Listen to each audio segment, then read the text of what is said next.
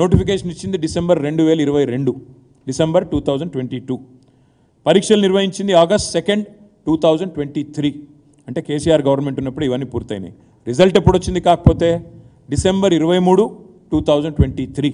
అంటే డిసెంబర్ 7 నాడు కాంగ్రెస్ గవర్నమెంట్ వస్తే ఒక 16 రోజుల తర్వాత ఈ రిజల్ట్స్ వచ్చినాయి.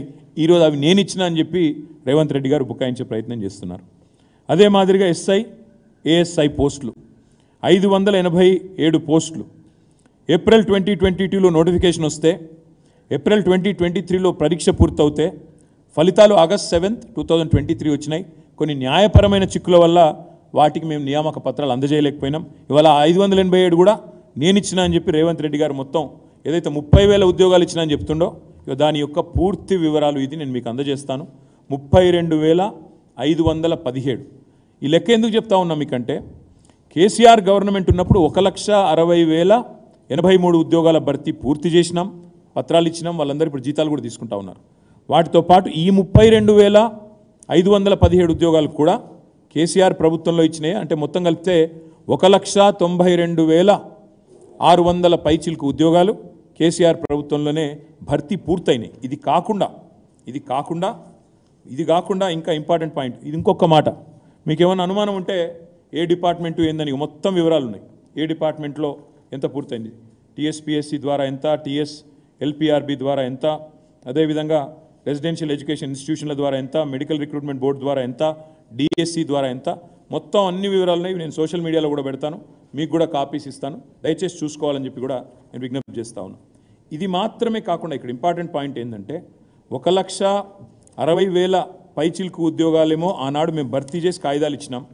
32,000 ఉద్యోగాలు ఇప్పుడు పూర్తయినది. ఇంకా మిగతాయి.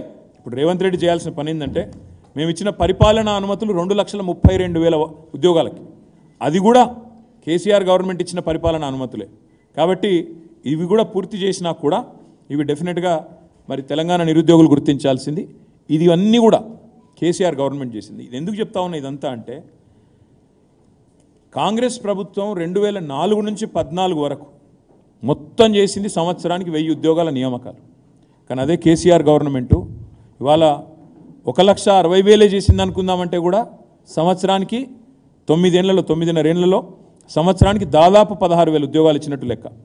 పోనీ 1,92,000 ఉద్యోగాలు తీసుకుందాం, 94,000 ఉద్యోగాలు తీసుకుందామంటే సంవత్సరానికి దాదాపు 19,400 ఉద్యోగాలు ఇచ్చినట్టు లెక్క.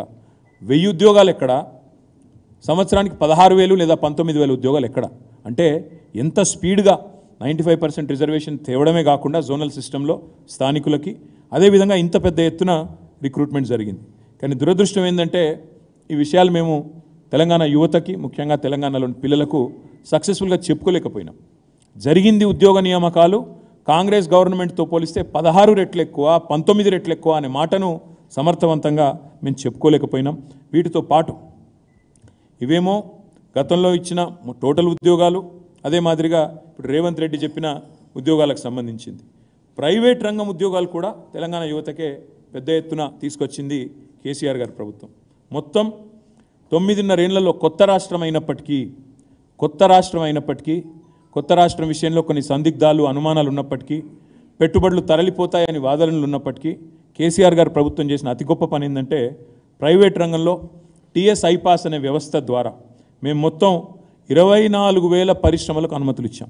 24,000 పరిశ్రమలు, 4 లక్షల కోట్ల పెట్టుబడులు తీసుకొని రాగలిగినాం.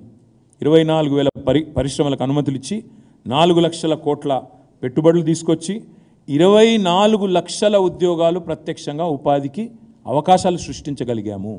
అంటే టోటల్గా తీసుకుంటే బ్రదర్, ఓవరాల్గా తీసుకుంటే 24 లక్షల ఉద్యోగాలు ప్రైవేట్ సెక్టర్లో, 2,32,000 ఉద్యోగాలు గవర్నమెంట్ సెక్టర్లో, అంటే 26,32,000 ఉద్యోగాలు సృష్టించింది తెలంగాణ ప్రభుత్వం కేసీఆర్ గారి నాయకత్వంలో. నేను ఒక్కటే అడుగుతా ఉన్నా, నేను ఎన్నికల సందర్భంగా అడిగాను, సరే ఆ రణగుణ ధ్వనిలో చాలామందికి వినబడలేదు. నేను ఒక్కటే అడుగుతా ఉన్నా, ఇంతకంటే ఎక్కువ రిక్రూట్మెంట్ చేసిన ప్రభుత్వం భారతదేశంలో గత 10 ఏళ్లలో 2014 నుంచి 23 దాకా ఏదన్నా ఒక్కటి ఉన్నదా భారతదేశంలో? దయచేసి ఉంటే చూపెట్టండి అని కాంగ్రెస్ బీజేపీ నాయకులు నేను అడుగుతా ఉన్నా. మాకంటే ఎక్కువ రిక్రూట్మెంట్ చేసిన ఒక్క ప్రభుత్వం కాంగ్రెస్ది కానీ బీజేపీది కానీ భారతదేశంలో ఎక్కడన్నా ఉంటే నేను రేపు ఈ టైం కల్లా రాజీనామా చేసి పోతాను.